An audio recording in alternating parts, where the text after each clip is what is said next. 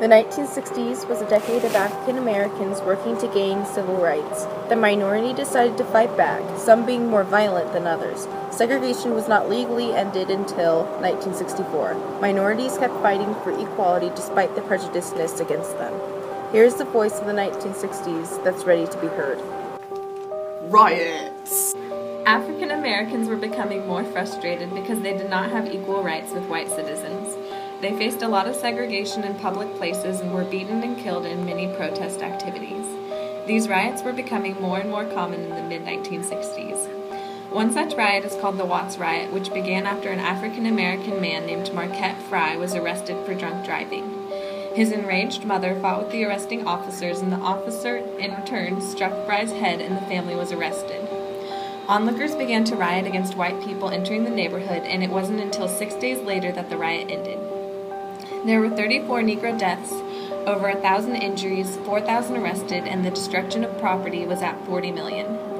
Other cities such as New York and Chicago experienced violent riots as well. In order to calm the riots, the Kerner Commission was formed. It investigated the eruption of urban race riots that occurred in the mid-1960s. It found that urban unrest had been caused by extreme frustration due to social, economic, and racial inequality. President Johnson embraced the commission and used it to support the Great Society philosophy and his War on Poverty program. The Chicago Freedom Movement took place in 1966 and was a campaign that marked the expansion of their civil rights activities from the South to the northern cities. This campaign was different than the ones in the South because this one was more violent and hateful. Martin Luther King Jr. faced challenges of mobilizing Chicago's diverse African community, cautioning against further violence. He faced successes like an agreement to open up housing opportunities in metropolitan Chicago.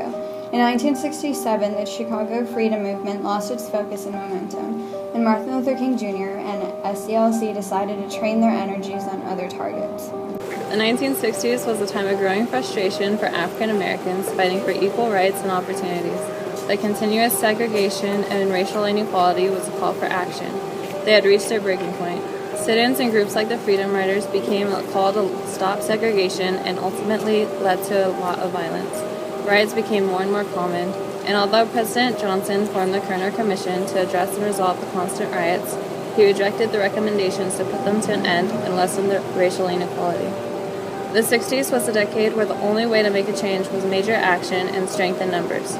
Martin Luther King Jr. was the face of the nonviolent civil rights movement and organized events like the March on Washington, where he gave his famous I Have a Dream speech, igniting the hearts of people to take action for equality. The 1960s was a decade of change in which the growing frustration of African Americans had reached its peak. With MLK leading the civil rights movement, there was a fuel to the fire. Although it took several years, racial equality was finally achieved. That was the voice of the 1960s. I hope you were listening.